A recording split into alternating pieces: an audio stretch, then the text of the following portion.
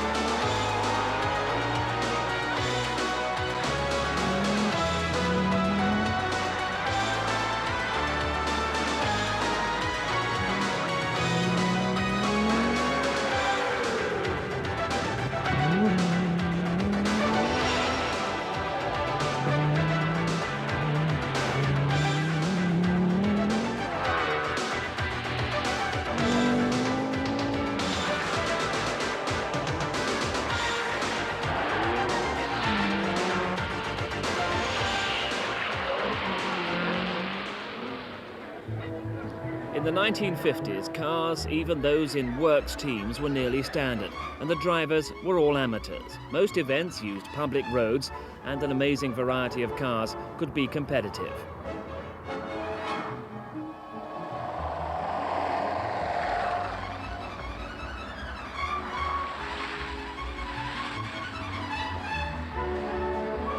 Because famous rallies like the Monte Carlo used very few speed tests, and there was often a bit of circuit racing to sort out a result, you could go rallying in an Aston Martin, a Ford Zephyr, a Mark 7 Jaguar or a Sunbeam Tiger and still hope for success. For those who won, the prestige was enormous, but it was all done with very little backup. Service cars were few and far between, special tyres had yet to be perfected, and many competitors carried their own luggage and spare parts for thousands of miles. Then came the big advances of the 60s, when the first homologation specials from Ford and BMC pushed up the pace considerably. In only 2 or 3 years, the once gentle sport of rallying had become high speed and big business.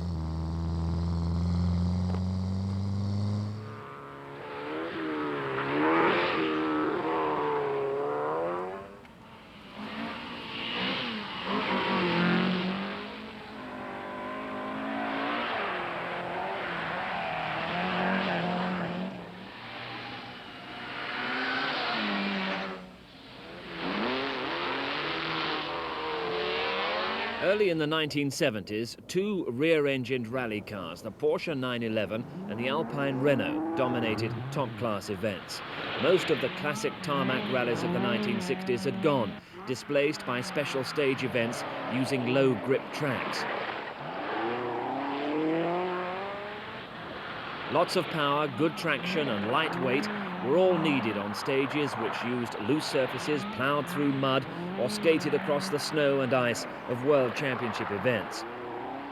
Even though its front-engine rear-drive layout was not ideal for the new breed of events, Ford's Escort RS 1600 was still a winner all over the world. It was only at the start of a long and successful career which would completely span the exciting 70s.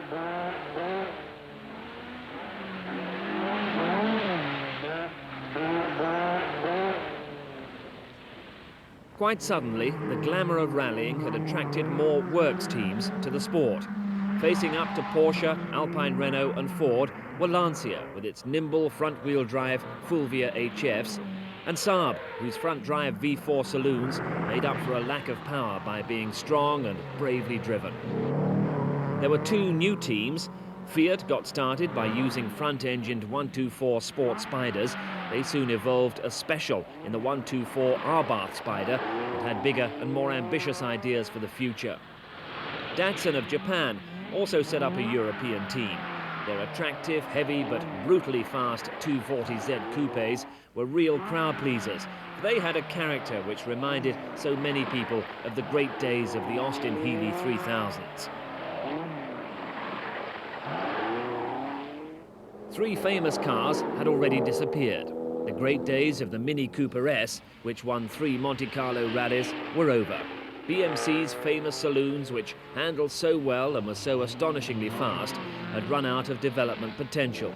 The magnificent Austin Healey 3000, so exciting to watch on fast stages, whether on tarmac or on the loose, was now no more than a memory. Mid-1960s regulation changes had wiped it out. Although Saab was still a serious competitor, the famous sight of Erik Karlsson in a high-revving two-stroke model was now just a memory. These were the drivers who were already famous. Hannu Mikkola from Finland driving for Ford, his countryman Rauno Aaltonen taming the Datsun 240Z, while Timo Mäkinen was also driving a Ford. Stig Blomqvist from Sweden was faithful to Saab, while Britain's Roger Clark was successful with the Escort.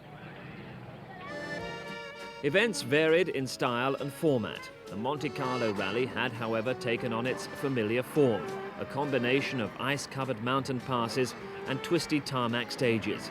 Yet the spark and professionalism were still missing. Timo Mäkinen and Henry Lidden's Escort RS 1600 sets out with high hopes, but on the snow and ice of southern France, Jean-Claude Androuet's Alpine Renault found a lot more grip. Compared with the 1990s, there didn't seem to be many spectators, but GM drivers such as Nasinius and Kulang were more interested in taming their automatic transmission Opel Asconas than playing to the crowd. The drivers might not have worn fireproof overalls, but they were still trying very hard indeed. Everyone was sideways over the top of the Col de Turini, and the TV crews were there in force. But at the end of the night, Alpine Renaults took first, second and third places.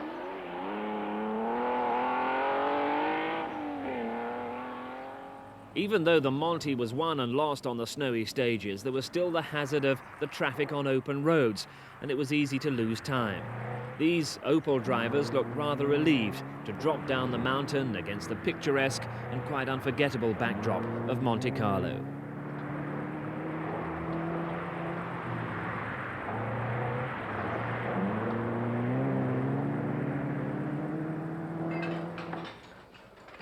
This particular Monte in 1973 was honoured by being the first official World Championship rally, and the press were accordingly entertained. Future stars appeared on the readout, but the winner was Jean-Claude Androuet with his lady co-driver.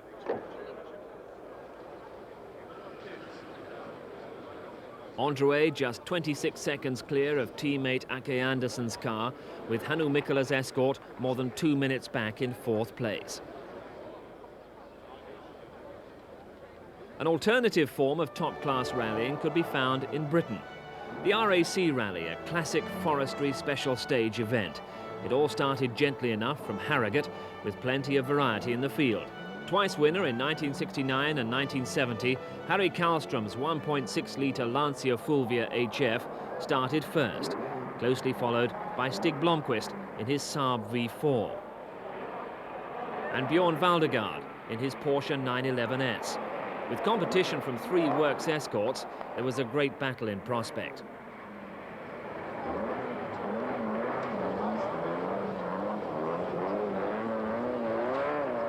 Ford's Bill Barnett, along with mechanics Mick Jones and Don Partington, had already planned ahead, but no one could have forecast the awful weather conditions to come. At Castle Howard in North Yorkshire, the tracks were icy, but there was still quite a lot of grip. The factory-prepared Escorts, car number 6 was Roger Clark's RS 1600, seemed to make heavy weather of it all. Four-wheel drive would certainly have been very useful in these conditions, but no one gave it a second thought. 2 reasons. One was that there was no compact four-wheel drive cars on the market, and the other was that such layouts were banned from rallying until 1979. One aspect of the RAC Rally, the spectator stages, generally considered to be the easiest of the special stages, but Peter Clark made Woburn appear very difficult.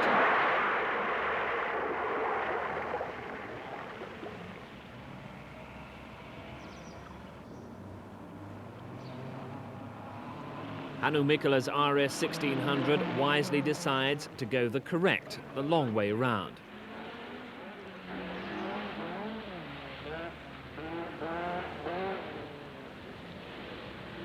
While Gunnar Blomqvist's Capri had its own ideas of the right way to get to the end of the stage.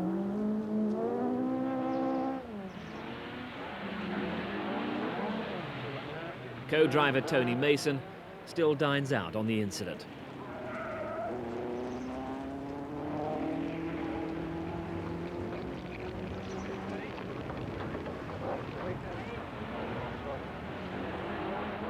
From the spectator stages to the forests of Britain, it's here that the RAC Rally has gained its reputation as the most grueling rally in the world. Local knowledge was essential as pace notes were forbidden, this being one of the world's few blind rallies. Here in Yorkshire, as ever, it was very slippery under the trees and some cars inevitably came to grief. Tony Fall, who became Opel's motorsport supremo later in the 70s, lost control of his big Datsun 240Z, and this was the result. We were coming down this 8-mile stage and we had a puncture on the rear wheel. We weren't particularly worried about this. We had done half the distance and we thought we could get to the end of the stage without any problems. And we're descending a long hill to a very slight T-junction at the bottom, and unfortunately, with the flat tyre, the car didn't respond in the way I expected it. The forests of Yorkshire having taken their toll, the rally moves to Scotland, where the snow closes in. The special stages hadn't been ploughed, and the rally cars weren't allowed to use studded tyres. It's a miracle, therefore, that cars like Trombotto's Fiat 124 Spider could keep going at all, though Roger Clark's Escort showed no signs of giving in to the weather.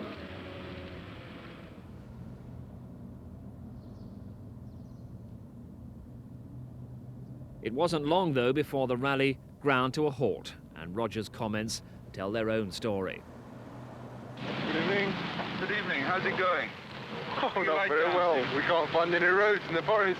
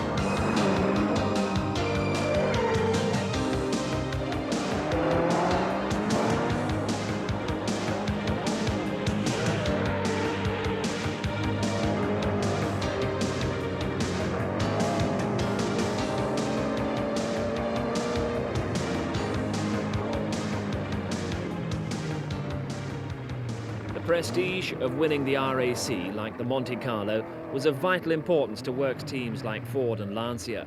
Budgets were increasing, and hence the pressure on drivers like Timo Mäkinen and Roger Clark was starting to show. Roger and Jim came into the service point ahead of Timo, and they'd seen Timo stopped on the stage, and it appeared to them at the time that Timo was out of the rally. In fact, he wasn't. We stayed at the service point for about half an hour, three-quarters of an hour later, and Timo suddenly came screaming in. The car's gone fabulously. Well, I'm a bit niggled is the sort of stupid false reporting that's been going on by BBC included. What do you mean by that? Today's papers said that we had smashed our gearbox to pieces, which is utter rot. You had some damage to the gearbox, hadn't you? None whatsoever. This is what annoys us. We stopped on a stage, yes, we had selector trouble. We just jammed the, well, you can't, I can't explain it very well. We jammed the gear lever really between second and third, and we couldn't get it out. That was all. Service facilities and team communications were still very rudimentary.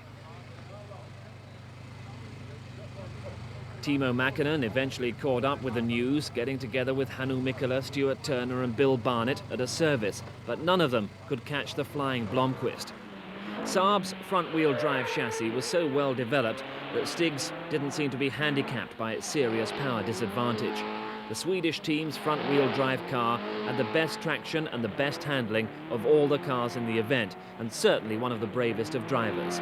Stig's career was still blossoming, but he'd still be a winner nearly 2 decades later. Robin Richards saw the finish like this. The first car clocked in here at exactly 6:30 on this cold but dry evening.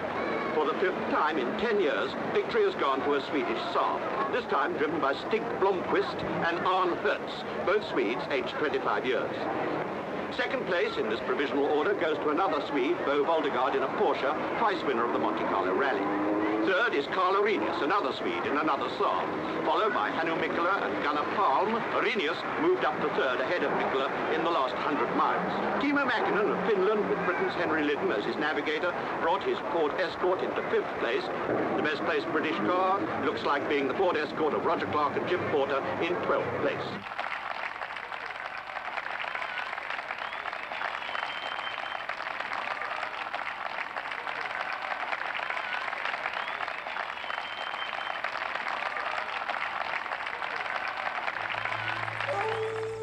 Africa played host to a style of rallying in stark contrast to the high-speed events of Monte Carlo and the RAC. The East African Safari Rally, covering Kenya and Uganda, had no need for special stages. Difficult road conditions and the heat of Easter time were the elements that created this unique event. European drivers found it very difficult to adapt to the special demands of the event, and it wasn't until 1972 that a non-African driver first won the event. High performance, rugged construction and protection from dust were all essential to success. Where else in the world could you find sections like this? And where else could a Porsche 911 driver stay flat out in 5th gear for so long?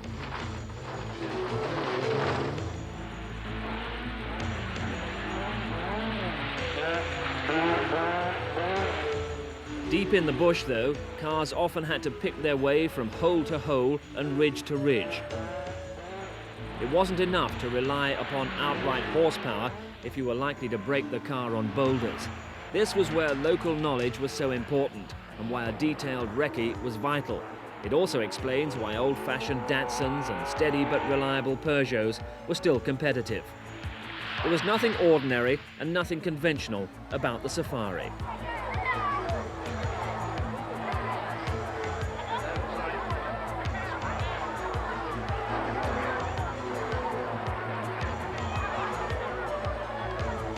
It was always hot, sometimes clouds of dust billowing around cars, sometimes sudden rain showers which turned the tracks into slippery quagmires. Local co-drivers could read the track conditions at a glance, and it was always better to be careful than fast and furious.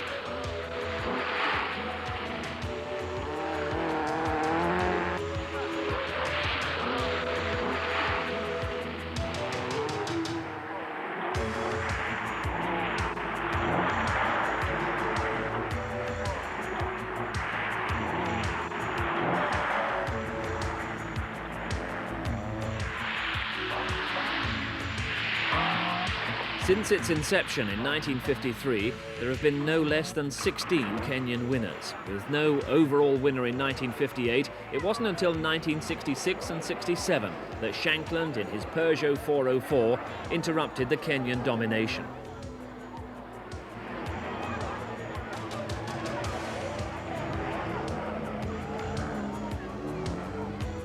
From time to time, the cars and the locals got together for a few minutes, especially when a ferry crossing was needed. Only one car at a time, mind you, and nothing more advanced than manual labour to drag the craft across the river.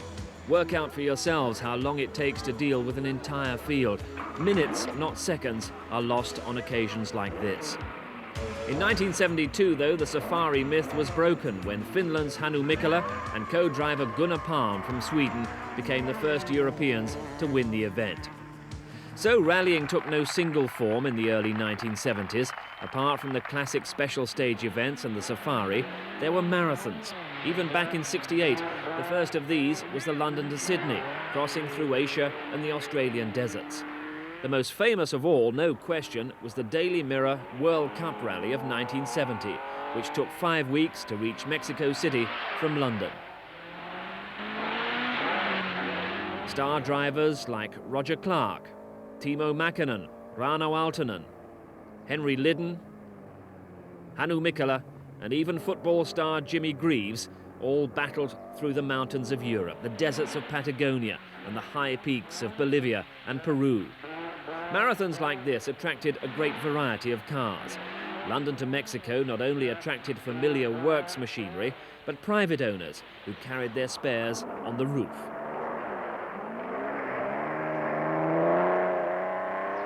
This BMC 1800 cameraman looked likely to lose his equipment on the next parapet.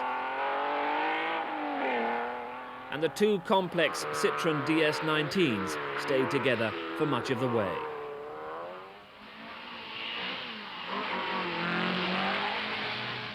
Some, of course, entered just for fun, and what better way for the Martin family to aim for Mexico than by using an ancient Rolls-Royce. In the end, though, the experience of factory teams always won through.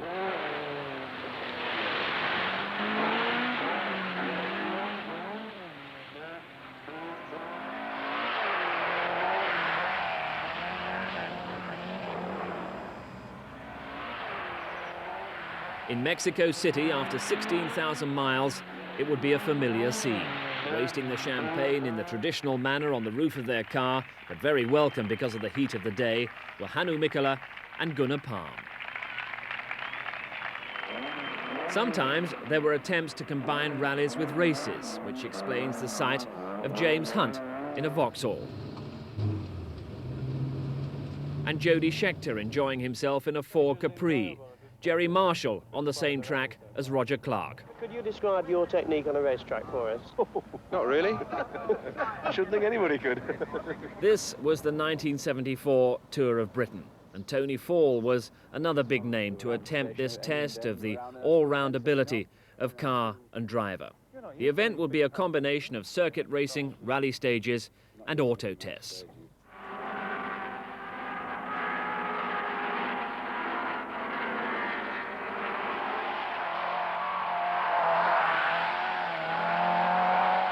No practice had been allowed, which meant that some drivers found the right way and some the wrong way to tackle the stages.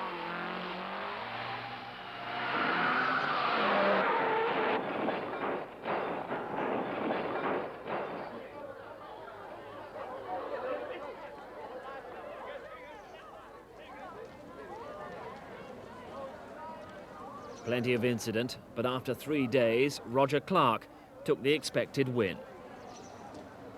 Bloody good. He's a very fine fella. I'm most impressed playing all those racing drivers. Oh, that's not difficult. There you go. Well, shall I open it?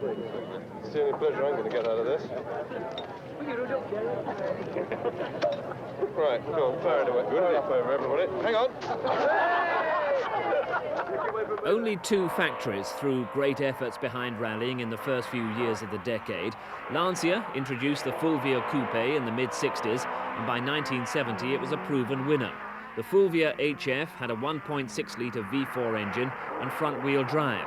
Add to this a 5-speed gearbox, aluminium body panels, top-grade drivers like Simo Lampinen, Harry Kallström, and Sandro Munari, the 1972 winner on Lancia's home ground, the San Remo, and the potential was obvious.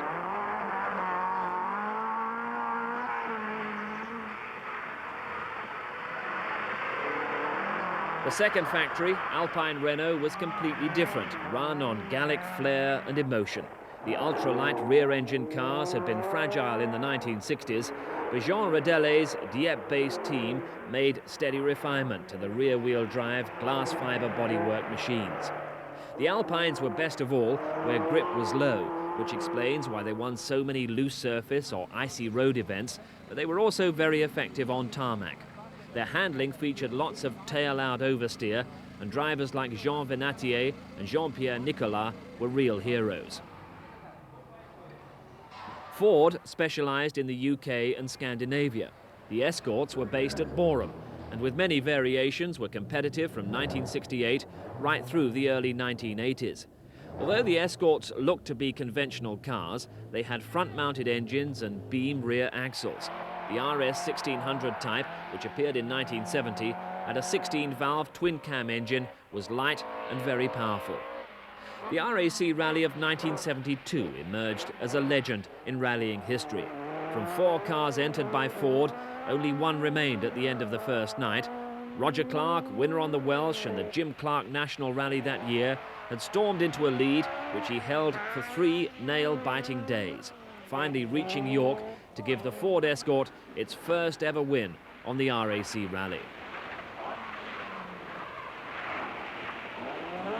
It was the first of a windfall of RAC victories, 8 consecutive wins for the Ford Escort RS.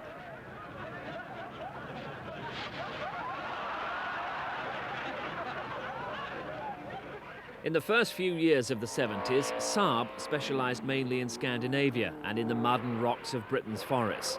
Stig Blomqvist, in addition to his RAC win in 1971, claimed the Thousand Lakes in Finland and a hat-trick of wins in Sweden. Saab, like Lancia, prepared cars with exceptional handling, but they were soft-sprung and short of power compared to their rivals. Inevitably, the Saab 96 V4 was nearing the end of its life as a serious international competitor. Similarly, Porsche was slowly fading from their former glory. Twice Monte Carlo winner in the 60s and in 1970, Porsche were unable to meet the challenge of the new generation of cars. Cars like the Lancia Stratus were waiting in the wings.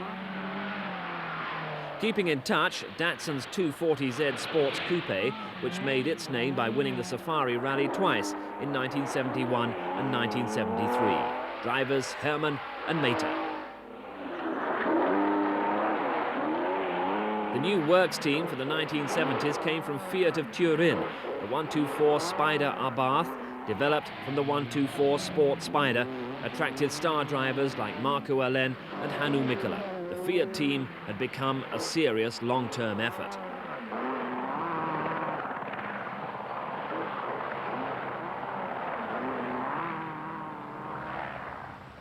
The energy crisis of 1973-74 stopped rallying in its tracks for a time, but within a year, this car, the Lancia Stratus, had changed the face of the sport. The sensational Stratus was the world's first purpose-built rally car, and drivers such as Sandro Munari soon showed it was in a class of its own. World champions from 74 to 76, the Stratus was the car by which every team measured their standards. It was a stubby but beautiful machine which was equally at home on tarmac or on loose tracks. It was faster than all its rivals, had better traction, and it was extremely versatile. Its 4-cam Ferrari V6 engine was behind the seats, driving the rear wheels, and it had glass fibre bodywork. In Britain, the checkered flag Stratus of Olaf Wolfredson dominated the rally stages and dominated the starting ramps as well.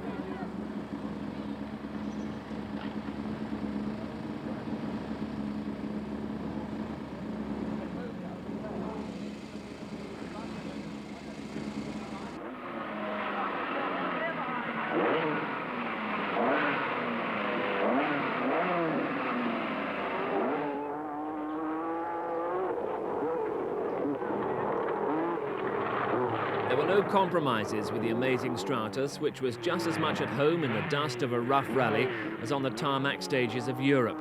Just as happy to go very sideways when a corner loomed up as to be driven like a racing car on pace notes.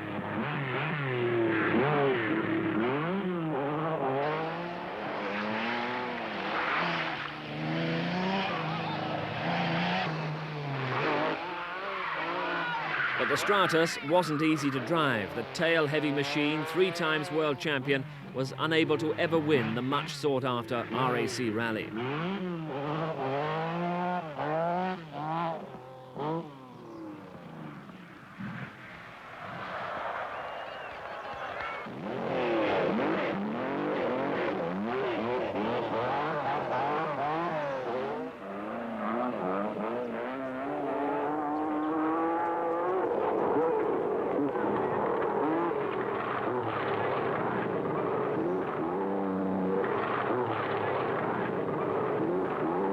It was only changes of regulations and a change of company politics which finally killed it off. Fiat had bought Lancia in 1969, and it was inevitable that the separate works rally teams would combine one day. Both teams moved to Arbath in the mid-1970s, and the result was yet another world-beating homologation special from Turin, the 131 Arbath. By the mid-1970s, rallying was looking a lot more glossy and a lot more professional than ever before. Not only were the cars looking faster and more spectacular than ever, but new sponsors were queuing up to get their livery onto a winning car. Typical were the Allied Polymer Escorts, first driven by Timo Mäkinen and later by Ari Vatanen. Then, of course, there was the way that Roger Clark and his factory-backed Escort RS 1800 got together with Cossack Hairspray for 2 glorious years.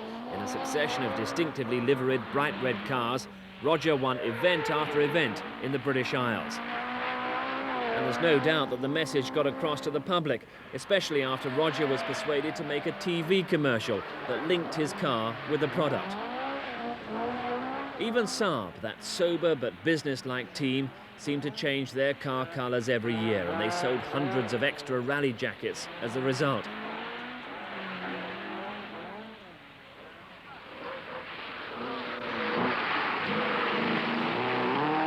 The new personalities and the new colours came thick and fast. One entertaining new character, Ari Vatanen, competing here on the British Championship of 1976. His exciting and aggressive style would be tamed in a few years, and obviously he was World Championship material. David Sutton built the best non-works escorts in the world, and he also had an eye for new talent. This was Pentti Ricola, 1976 Scottish Rally, the start of his long career.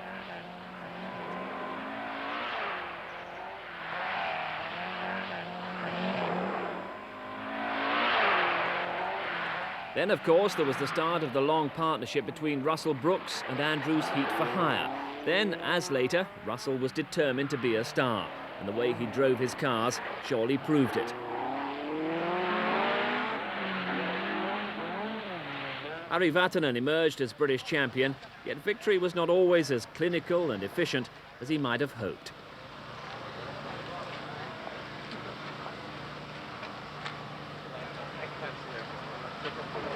They've got an axle in their car, so... Yeah. What does it make? Crown and pinion. What's your problem? Diff. Oh. Well, never broken. No one carries. Was it broken on the stage? Yes. Did you stop in the stage? No, we didn't stop still. We just came rolling down, and still we have same to us also.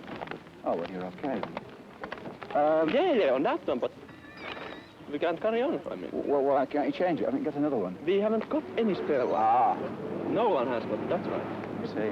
Well, that's a simple answer. It's a component which has never broken before in a British rally, so we don't carry them as spares.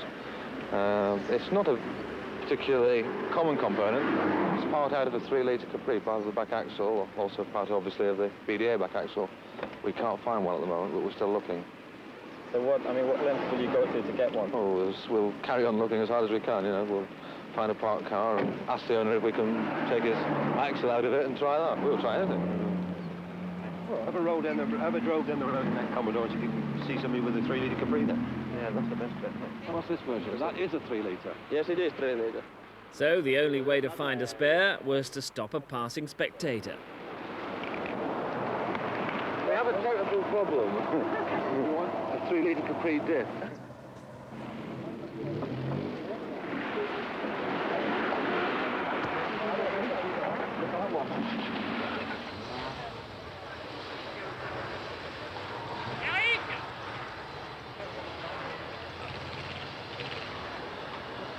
You were first 3 liter Capri. We have tried everything, helicopter and everything.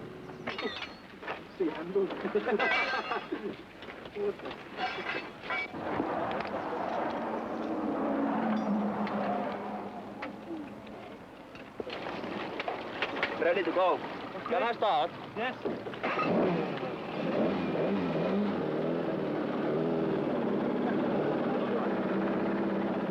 The best thing I think to do is to get it hooked into the dealer down the road and get them to put either a new axle in complete or a new crown wheel and pinion, and just send the bill to me. I'll give you my card. The combination of a production back axle and rally gearing will produce some rather interesting acceleration characteristics. The mid-1970s, though, was a time when the cars were very exciting to watch, when the competition was intense and when the spectators clearly loved the action. Was it a golden age? It seemed so at the time, for rally cars were still quite cheap, the weather usually seemed to be glorious, and there was plenty of glamour to be found on the fast and flowing stages.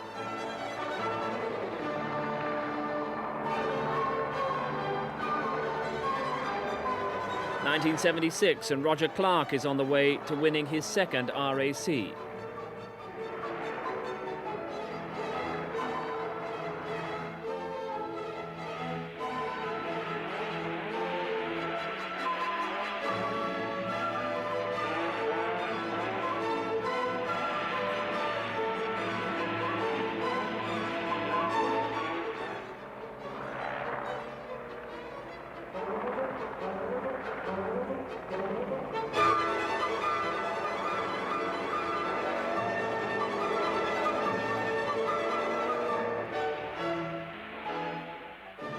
In 1977 and 1978, the World Rally Championship came of age, with Fiat and Ford battling it out for victory.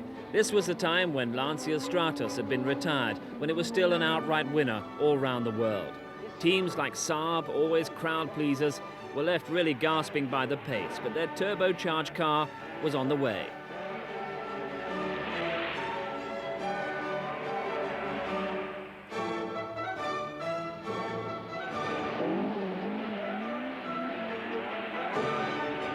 Ford and Fiat teams were evenly matched. The Ford Escort RS 1800s were certainly fastest, but simple, while Fiat's 131R Baths were beautifully prepared and technically advanced. Ford drivers like Bjorn Valdegard and Hannu Mikkola were already superstars, but Fiat matched this with Marco Alén, a rising star in his own right. And they matched it also with extravagant budgets and with entries in events all round the world. There was an element of horses for courses in this battle, for while Ford were supreme on loose surfaces, Fiat were usually victorious on tarmac. Usually it went according to the book, but sometimes there were surprises, as for instance when Kyösti Hämäläinen won the Thousand Lakes for Ford in 1977. In 77, together with Bjorn Valdegard, Ford's major effort was made in the Safari Rally. Fiat didn't enter, so 4 Escorts started a hot and dusty event, knowing that their main rivals were Mitsubishi and Peugeot.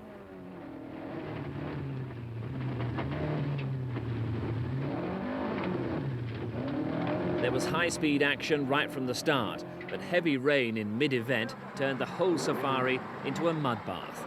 When faced with conditions like this, teams had to forget about high speed and settle for survival instead. In those days, Safari technology was more about waterproofing than about pace notes and tyre pressures.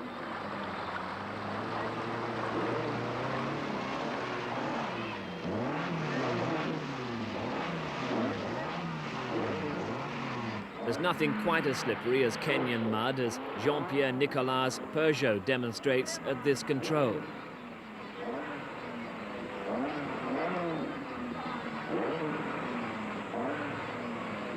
Co-driver Jean Todt looks distinctly unhappy.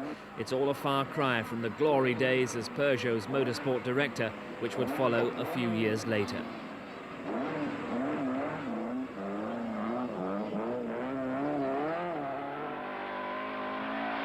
In the end, though, the effort was worthwhile, for Bjorn Valdegard won the wettest Safari on record. By the end of the year, Fiat had won the championship, though Ford had won events, and Bjorn Valdegaard had become the season's star performer.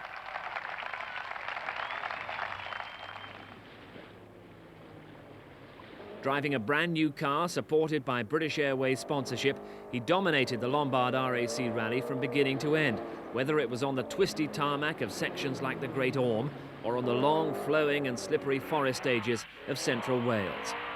Valdegaard, like other great drivers of this period, enjoyed pushing the nimble Escort to its limits.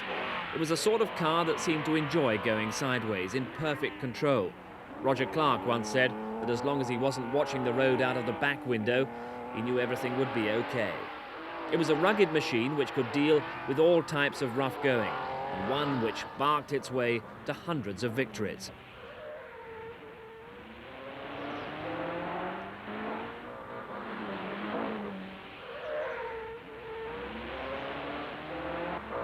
Victories for Ford on the Safari, Acropolis, Thousand Lakes and the RAC were not enough to prevent Fiat from snatching the World Championship. Fiat's 5 wins had come from 5 different drivers: Allen, Bacelli, Salonen, Androuet and Darniche, which showed the versatility of the team compared to the virtual one-man show of Ford.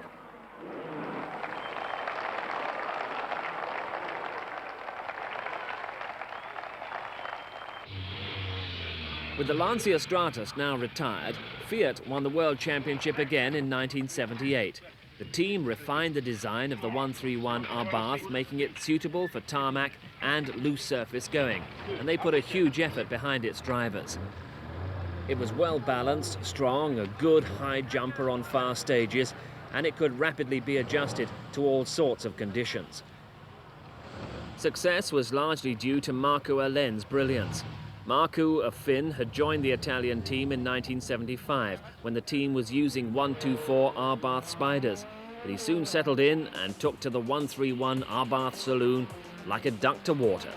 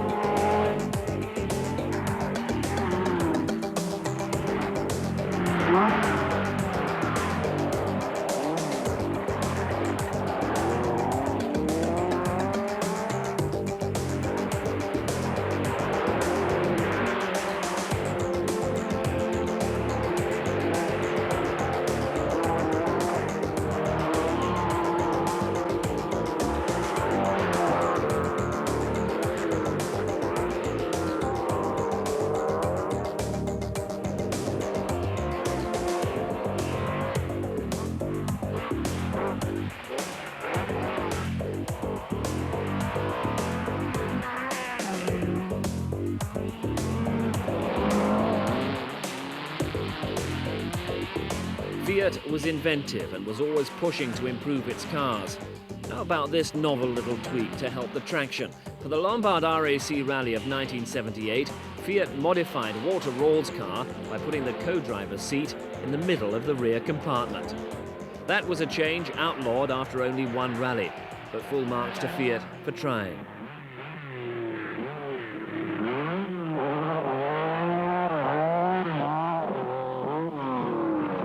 For the same rally, Marco Allen persuaded Lancia to bring a Stratos out of retirement.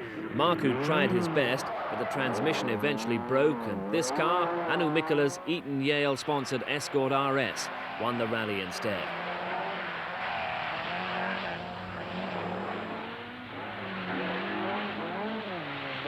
It was another example of Ford's versatility. A strike at the factory meant that works cars couldn't be entered, so the team drivers were lent out to private teams. Mikkola drove for David Sutton. The car was as good as anything that Borum could provide, and you can see how delighted Hannu and Arnie Hertz were by the result.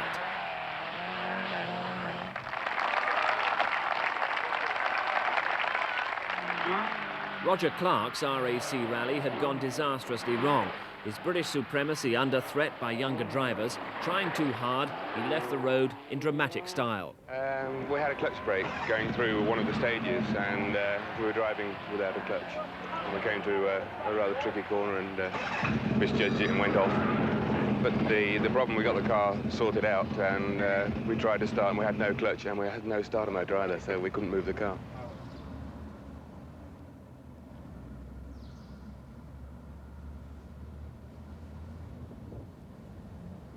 By this time, too, there was a new shape in European rallying, the Vauxhall Chevette HS. Dealer team Vauxhall, determined to beat Ford in motorsport, had inspired the birth of the 16-valve twin-cam engine Chevette and had hired Blydenstein Racing to develop it for rallying. Operating from Shepworth near Cambridge, the team made the small and nimble hatchback into a formidable rally car, with Finland's Pentti Riikola carrying out much of the testing. The new Chevette became a Group 4 car in November 1976, but less than a year after its launch, it had won its first international rally. It was competitive right from the start, and this famous sequence shows how much Pentti impressed the BBC's Harry Carpenter. Quite a few moments already, when I thought my last moments might have been just around the corner. Seems to me that Pentti is at times going stark staring mad because he's driving around this circuit at speeds which I would consider to be almost suicidal under good conditions. But in fact, he's taking this car around this extraordinary mud-rutted, frozen surface at the most extraordinary speeds, and at times it really is, to me anyway, terrifying. Because you go into bends at speeds where I would think the car is bound to come off the road. Sometimes we hit dips. If I weren't strapped in, I'd be through the roof. I mean, the conditions really are, in my opinion, totally treacherous. And how anybody can throw a car round it, revving all the time, accelerating all the time. I keep thinking, oh, I thought we were going to hit that tree on the left. It really is unbelievable the speeds at which you seem to throw this thing into the corners. I might as well tell you that I'm scared stiff. Finland, the Thousand Lakes Rally, home of the Flying Finns, but for Pentti and the new Vauxhall team, a disappointing result.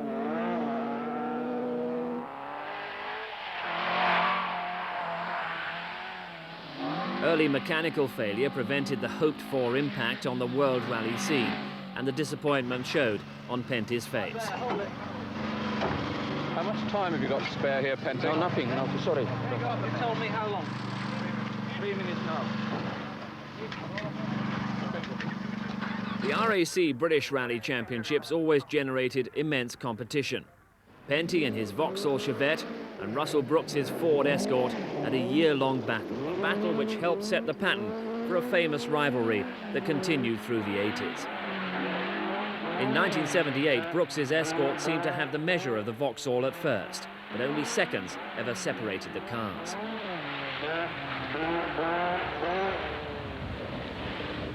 I think the cars are fairly evenly matched. I think the Vauxhall actually had the legs on the Escort in terms of speed at the beginning of the year, but not reliability. But if anything, we've caught up a little bit in speed, and the Vauxhall, of course, has got more reliable, so it makes it a very, very tense situation. Too fast. It's very good. I think a driver should at least twice a year to roll. It's only sign that he's trying hard enough to. I don't entirely share Pentti's sentiments, but he was right about one thing. We were certainly trying hard, all right. Russell Brooks rolling in the Welsh forests. Pentti had his moments too.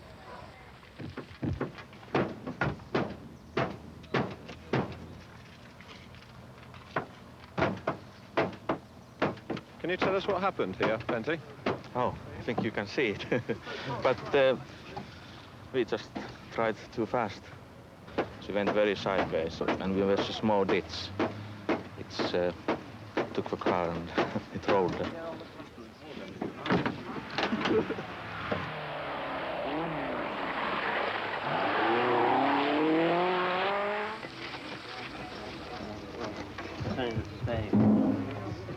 that up tight. Have you completed your stages yet, Russell? Or have you come in between them? No, we've come in between them because we broke a rear shock absorber and we've also had some more brake trouble. So we cut out in the middle of them to try and get them fixed. This is not our rally.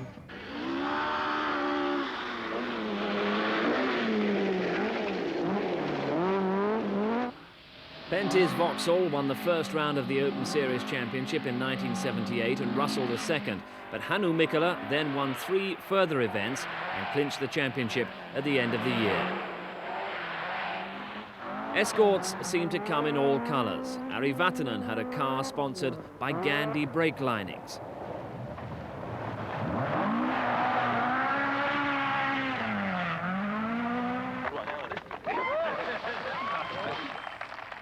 While this was the first time that British fans saw an Escort sponsored by Eaton's Yale.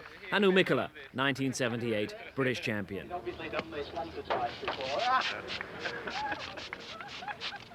British Leyland, which had been out of rallying for some years, came back in the mid-70s, but had to wait 2 or 3 years before their cars could match the pace of the established opposition. Although the Triumph Dolomite Sprint didn't look as extrovert as the Fords and Vauxhalls with which it had to compete, it was a rugged and reliable machine. But managed by John Davenport, the team then started using a new sports car, the TR7, in 1976. Once it got a light alloy V8 engine in '78 and was renamed the TR7 V8, it was possibly the fastest British rally car of all. With Tony Pond as the team star driver, the TR7 V8 was at its best on tarmac.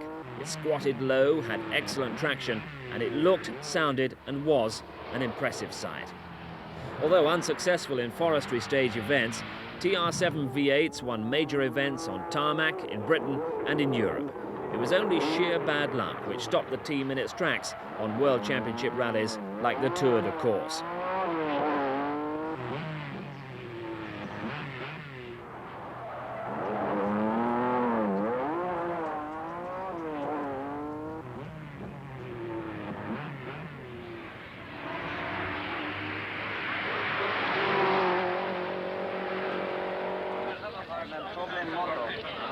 Hello, my friend.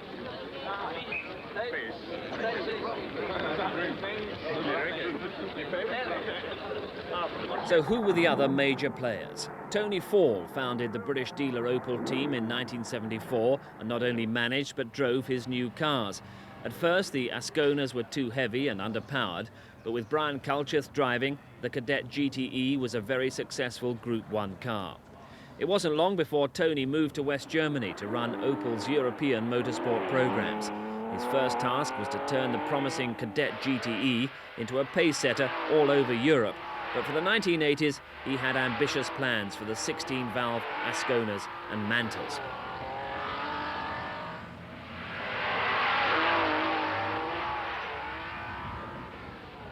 By the mid-1970s, Datsun had stopped using its 240Z coupes in favour of the smaller but noisy, tough and fast 4-cylinder Violet saloons.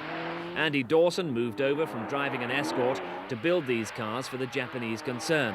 And by the end of the decade, the cars were as reliable as any other rally car, though not quite as fast as the Fiats or the Fords. Ove Anderson's Toyota team was still based in Belgium. He chose to use Celica coupes and concentrated his efforts on off-road events. They were always beautifully prepared, and when they were driven by heroes like Hannu Mikkola, they were always competitive. Saab abandoned its V4s in the 1970s and then concentrated on the larger 99 models.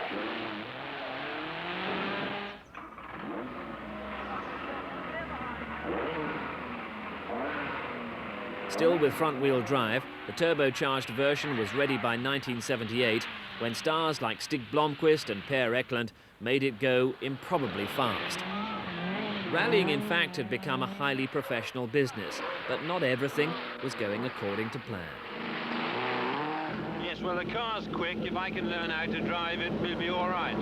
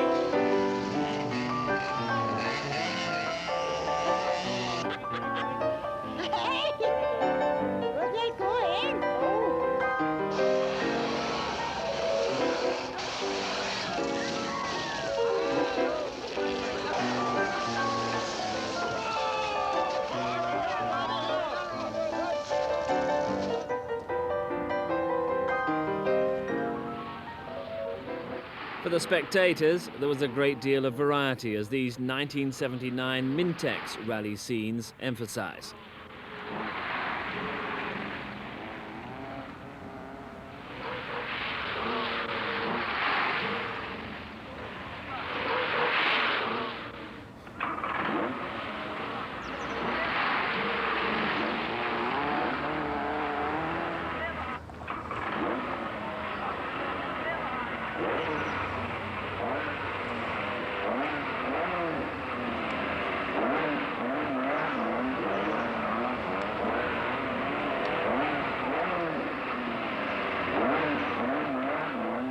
Saab's 99 Turbo was solid, stable and easily controllable, though it was really too heavy to beat the Fiats and Fords on tarmac.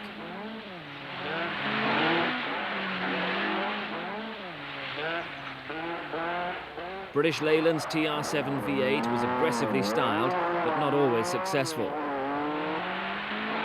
A promising new driver, Malcolm Wilson, attracted sponsorship for his Ford Escort and immediately started setting fast times. But no matter who the driver, no excuse was needed to spray the victory champagne. Blomqvist won round one of the British Championship, but Penty would go on to win in the forests of Wales and Scotland to finally become British Open Rally Champion 1979. In less than a decade, it seems, rallying had changed from a fun sport to a very professional business. Teams like DTV spent hour upon hour testing their cars, matching engine and suspension settings to tarmac and loose surface conditions. It was time to try one type of tyre against another, time to work on the promotional material, and time to go fast just for the hell of it. Practice, they say, makes perfect, and all the top teams did a lot of that.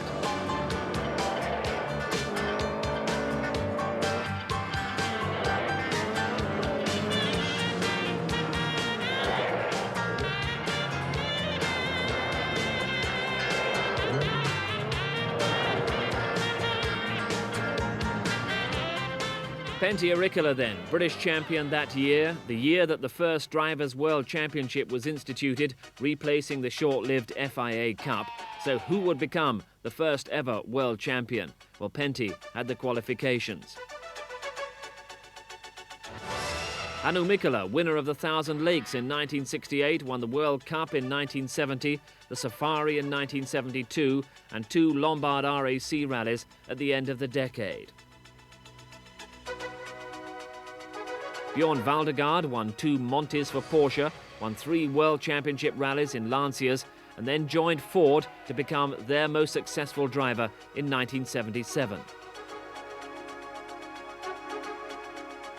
Roger Clark was Britain's best ever rally driver, winning countless events in Ford Escorts, most notably the RAC rallies of 1972 and 1976. Ari Vatanen exploded on the scene in 1975, won the British Open Series in 1976 and joined the World Championship scene a year later. First with Ford, then with Peugeot, he became a great crowd pleaser. Walter Röhrl, the German, drove for Opel before joining Fiat in 1978. In the next few years, he'd win the World Drivers' Championship twice and the Monte Carlo Rally 4 times. Marco Allen drove for Ford in 1974, but joined Fiat Lancia in 1975. Marco usually drove the 131R Bath, but loved rallying the Lancia Stratus. He won the FIA Cup, the unofficial World Championship, in 1978. And Stig Blomqvist's works career, that began in 1971, the year in which he won the RAC Rally, and he drove for Saab through the 70s. He went on to become world champion in 1984. Jean-Claude Androuet started the 70s as an Alpine Renault works driver, winning the Monte in 71 and 73. Later, he joined Fiat and won the San Remo Rally in 77. Sandro Munari was Lancia's star driver in the 70s. He won the Monte Carlo Rally 4 times, 3 of them in a Stratus, and used a Stratus to win no fewer than 4 other World Championship events. Shekhar Mehta was a safari specialist who excelled at other long-distance rough road events. He won the Safari in 73, then 4 more times in succession, 79 to 82 inclusive, every time in a Datsun product. By 1979, Timo Salonen of Finland was a rising star. Having won 1 World Championship rally for Fiat in 77, he joined Datsun for 1979. He would become world champion with Peugeot in 1985. The first official World Rally Championship was held in 1979, and throughout the year, Lancia, Ford, Fiat and Datsun slugged it out, round after round. Bernard Darniche's privately entered Stratos was supreme on the last night of the Monte Carlo in front of the TV cameras and thousands of spectators. And victory went to the blue Lancia by a mere 6 seconds.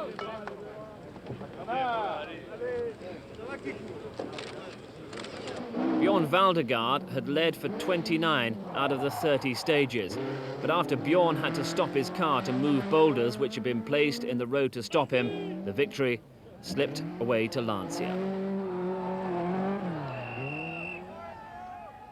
Ford then took second place in Sweden and a 1-2 in Portugal, and then after missing the Safari, won by Sheikha Mehta's Datsun, the Rothmans-sponsored team turned out in force on the Acropolis. For 4 hot days and nights, it was to be another head-to-head battle between the Escort and Darniche's Stratos. There was so much dust that visibility was always a big problem, and the drivers always looked to be under strain.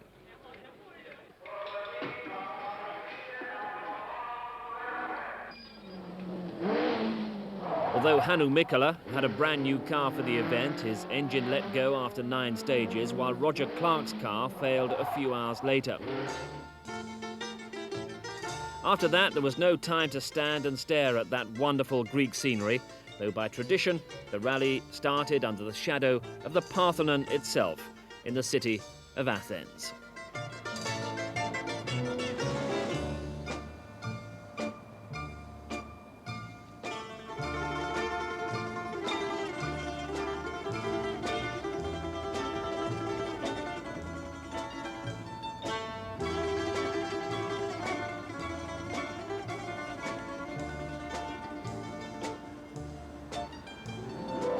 Before the off, Bjorn Valdegaard was a little apprehensive about the tight schedule. Bjorn, you out to repeat your success of 2 years ago? I should like to, but it's a big competition actually, and the timing is very tight on the road sections this year, so we have just to keep the fingers crossed that we don't get into some trouble, you know, then we lose time. It's much tighter than it was when you were here last, is it? Very tough. I feel it is a bit too tough. We have to go flat out even through villages.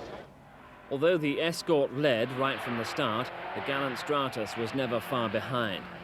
Steady and patient development had made both cars very strong and very fast, whether it was in the choking dust of the countryside or on the incredibly slippery tarmac of the Greek country roads. Drivers talk about getting a car dancing, and this shows just what they mean by that. The cars are never straight for more than a second or two, but they're always under complete control.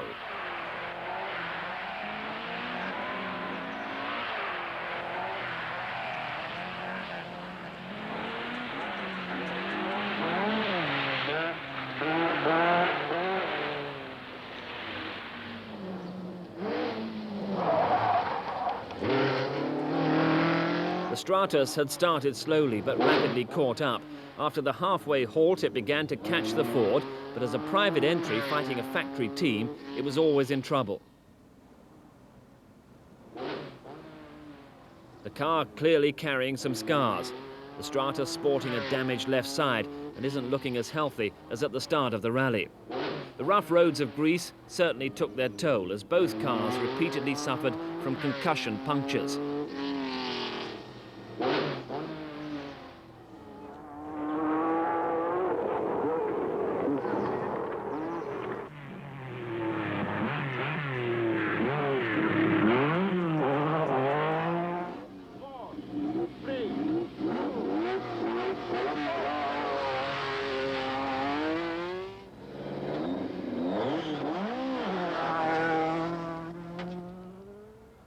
On the last day, the Escort lost its complete exhaust system, which might have cost it the rally.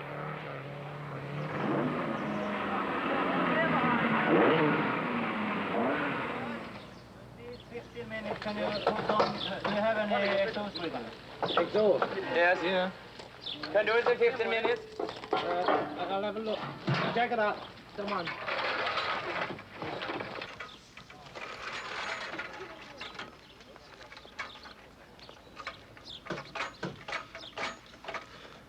I can put one on, but they won't stay on, that's the problem. Not at all. Well, I'll try and wire it on. Can I weld it on? Huh? I'll finish these tyres off, Gordon, yourself. Yeah, where's the centre part? Very hard night. Very big fight with Danish. You know, I lost time when I had 2 punctures on one stage, and we was equal. And we was really, really fighting until he broke his rear suspension.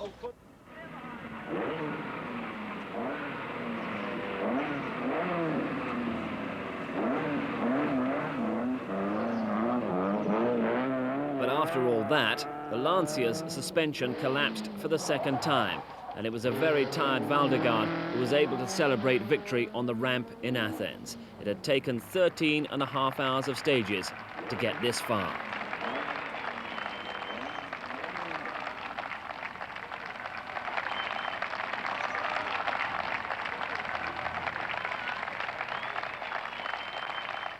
Ford won in New Zealand, Fiat in the Thousand Lakes, and Valdegaard won again for Ford in Canada before the action returned to mainland Europe.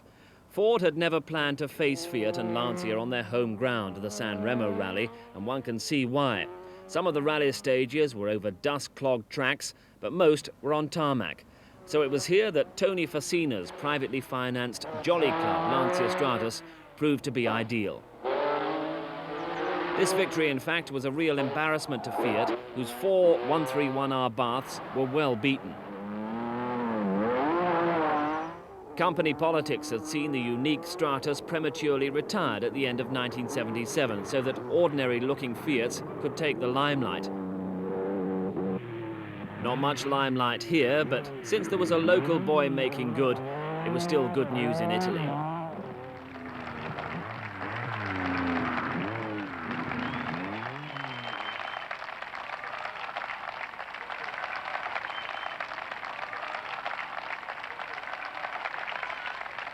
The climax of the rallying year came in Britain in November, when 175 cars started the Lombard RAC rally from Chester. Ford had already clinched the World Championship for makes and were about to retire from rallying to develop a new car, but they were still determined to go out with a flourish. No fewer than 7 Works Escorts lined up against Marco Ellen's Stratus, Walter Rawls' Fiat 131R Bath, Stig Blomqvist's Saab 99 Turbo, and a host of other stars.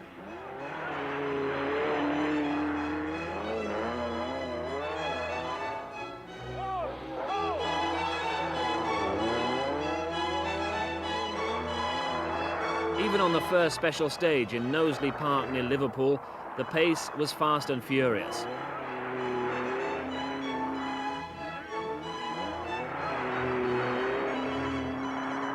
The overhead camera catches Hannu Mikkola sampling the grass on one of the first corners, and almost every other driver was proving just how slippery the stage actually was.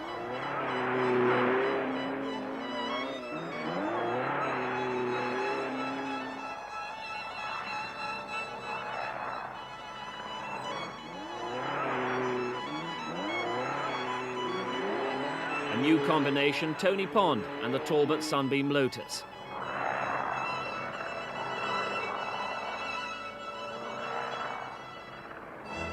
Toyota's cars were set up to go three-wheeling on the tarmac stages, but at least they appeared to be in full control.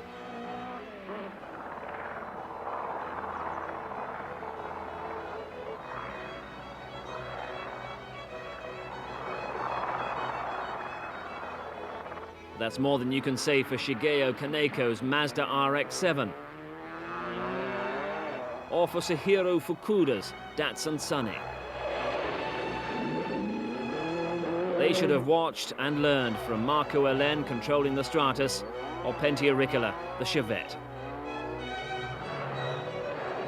But there were others who'd never learn.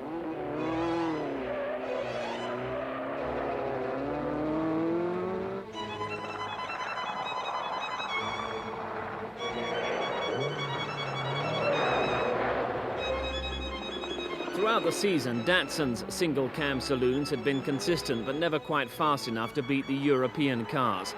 In the Lombard RAC Rally, Timo Salonen's 160J and Andy Dawson's sister car went well, while dozens fell out around them. And at half distance, Salonen's car was up to 7th.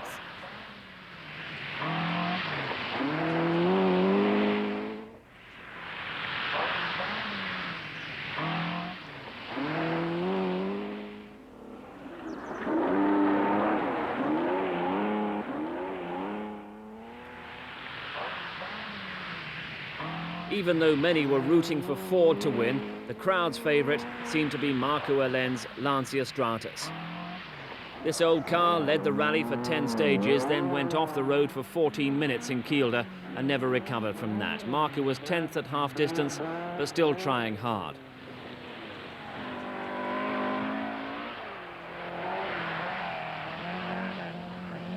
Much of the Lombard RAC Rally runs through the night, usually with fog, often with ice, and the problems intensify. Although Ford's works escorts were in the lead, the team still had problems. All luck I had earlier this year, I think I lost it all this night. But that's the game. What went wrong? What's gone wrong? We got a puncture on one long stage before Kielder. And when we should jack it up, the jack broke down. And it took us a bit more than 6 minutes to get it going again. Yeah, there's, Hannu is on its own and the rest is then comes behind. So you're in second place, though? Yes, but the gap is very big. So, Mr. Mikkola is fantastic. The Lake District stages were as spectacular as ever, but rally leader Hannu Mikkola had no time to admire the view. His car led with amazing reliability, though other escorts were having a hard time.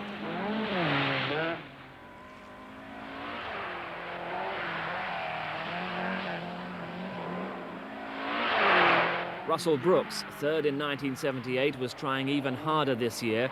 Third at the night halt behind Mikkola and Vatanen, he attacked the tarmac of the Great Orme stage as if his career depended on it.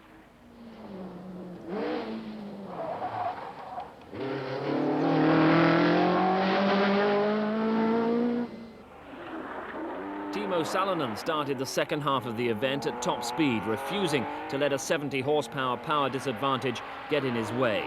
He was fast, if untidy, on Great Orme and at Weston Park.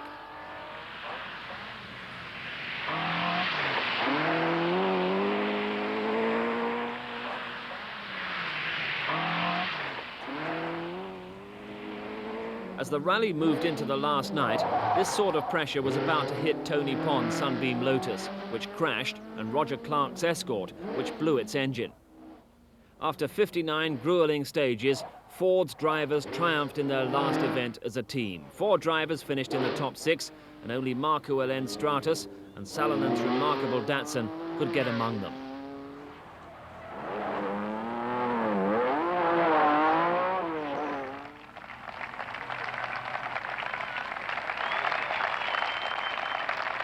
For Hannu Mikkola, it was his second successive Lombard RAC success, while for Peter Ashcroft, it was the end of an era.